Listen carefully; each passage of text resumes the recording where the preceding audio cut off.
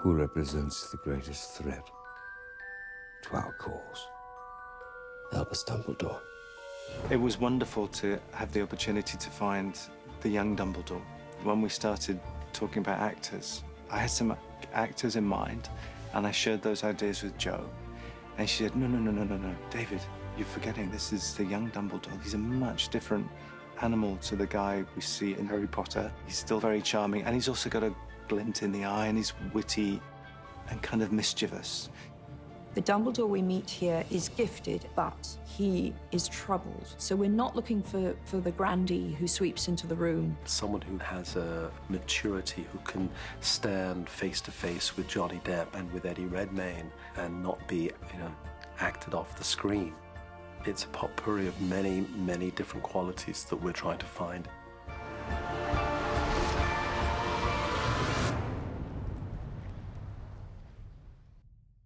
I saw the first Fantastic Beasts, and I think I made an inquiry after seeing it quite quickly, thinking, where else is this going to go, and what are the other characters?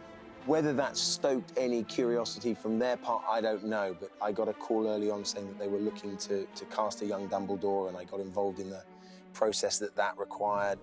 It was a very good day when I got the phone call saying that they wanted me to play him, and obviously my kids are thrilled. Jude has many qualities that are very Dumbledore-ish. First of all, he's quite utterly charming. He's got a twinkle. But more than anything, he has a grace.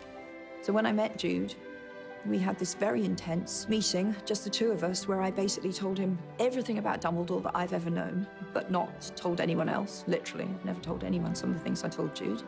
I really thought it was important that from the moment we see him on screen, he knows the burden that character is carrying. Because without that knowledge, Jude is playing someone who appears to be playing games with people's lives, and that's not who Dumbledore is. He doesn't want to hurt or damage anyone. She gave me hours of her time and filled me in on where she saw him sitting in this universe. And for an actor preparing, that was an incredible opportunity, because he's not just a wonderfully iconic character, but he's also, just from a purely acting perspective, he's a really rich, complicated, multi-layered, multifaceted character. Initially, I thought I was going to steer clear of going back and watching either Richard Harris or Michael Gambon, but I just couldn't resist. First of all, it seemed like such an obvious opportunity to watch all the films again, which was really fun. And also, I just wanted to see if there was anything I could eke from them. I love the peaceful wisdom and the capacity to sit back knowing that what will be, will be. They talk about Dumbledore being this hugely powerful wizard, and I always imagine he has great fun with magic, but to him it's so effortless. I think he takes it very seriously, but I think he enjoys it with a playfulness and youthfulness, a sparkle. Alas, earwax. Even though, as I said, it was very important to all of us that we weren't creating that Dumbledore, we were creating a man who was going to become that Dumbledore. When I talked to David about Dumbledore, we wanted him to be kind of young, hopeful, the kind of professor that the kids all loved. David and Jude and I, had a discussion about color, the early Dumbledores, and sort of plummy color tones, which didn't seem right for real clothes. So we found beautiful kind of heathery grays and sort of softer colors, softer fabrics and textures that people want to touch and that are approachable. There was a sense of the dandy, there was a sense of a man who enjoyed a certain flair to his dress sense, but I know that the vision was always that overall was going to be to base him much more in the time of the piece. We looked at some wonderful pictures of philosophers and artists of that period who just wore suits with a certain panache. And the beard was important because Jo always referenced it in the script, and also because it makes him somewhat unusual in this period context because not many men wore beards. I really love corduroy, and I made this wide wale corduroy coat and beat it up and put it on him. It was a nod to that noir, for sure, the collar and the shape of the back of the coat. I was like, I don't know if the boys will go for it, but Jude just sold it in the room. At the end, everyone's like, I want a coat like that. What's that? A safe house in Paris. Safe house? Why would I need a safe house in Paris? I hope she won't, but should things at some point go terribly wrong, it's good to have a place to go. For cup of tea? One of my favourite things about the new film is the beginning of the exploration into Newt and Dumbledore's relationship. I think it's fair to say that Dumbledore recognised the brilliance in Newt and the good heart and the morally unbendable core of Newt as a man. Dumbledore can trust him implicitly, but Dumbledore's also a bit of a game player. He still speaks in rhyme often and riddles, and he's still quite mercurial, and you're never quite sure exactly what he's asking you to do.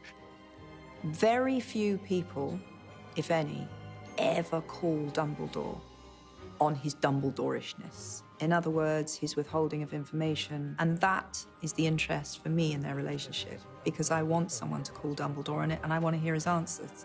With all due respect, Professor, I don't believe for a minute that's why you told me about the Thunderbird. There is a master-apprentice relationship going on, but what happens throughout the film is Newt realises he's not only being manipulated by the Ministry, but he's also being manipulated by Dumbledore. And there's a transparency that he demands because Newt is too wily to be exploited. That's where there becomes a level playing ground. Can you destroy it? Maybe. It's not easy being Dumbledore. He's mistrusted by the Ministry. They know he has this dark past in which he flirted with Grindelwald's ideology. This was the part of Potter that I was most interested in revisiting because the relationship between Grindelwald and Dumbledore is key to making Dumbledore Dumbledore. They were both young men, and they had this idea of making the world better. And fundamentally, they've basically drifted apart because Dumbledore felt that what Grindelwald was advocating ultimately was wrong. Their relationship was incredibly intense, it was passionate, and it was a love relationship. But as happens in any relationship, gay or straight or whatever label we want to put on it, one never knows really what the other person is feeling. You can't know. You can believe you know. So I'm less interested in the sexual side, though I believe there is a sexual dimension to this relationship, than I am in the sense of the emotions they felt for each other, which ultimately is the most fascinating thing about all human relationships. I am positive that there was a mutual respect of one another's abilities, and I'm sure, especially with Grindelwald, there a jealousy, so maybe a bitterness for having such love and respect for Dumbledore. So there are scenes in the movie where I was very conscious of wanting to try and suggest that Dumbledore still held this affection for Grindelwald. There was not just regret, but there was still a love that existed between the two men. There's a sense of loneliness to him, terrible loneliness and isolation, where I think he's separated himself and almost imprisoned himself at Hogwarts. I can't move against Grindelwald. It has to be you. At the end of this film, we discover that Credence is, in fact, Dumbledore's brother. You can see how important that is for both Grindelwald and for Dumbledore. It's at the absolute heart of what the issue is between Dumbledore and Grindelwald. This is a relationship that is compelling and profound and authentic, and alongside all the bells and whistles of adventure and fantasy and beasts and everything else, this is a story about these two men who loved each other and ultimately have to fight each other. It's a story for the 21st century. Dumbledore really is a bridge between the Potter universe and the Beast universe. And he's my favourite character in the whole series. He is a character who hangs over this story in a very profound way and whose influence is very much felt. Godlike though he sometimes appears, he earned that by going through what we're watching in these movies. There's a lot more to go with this character. There's a certain responsibility. He's a much-loved character, and there are lots of details that people will want to see hinted at. So from many points of view, it's been a really wonderful opportunity.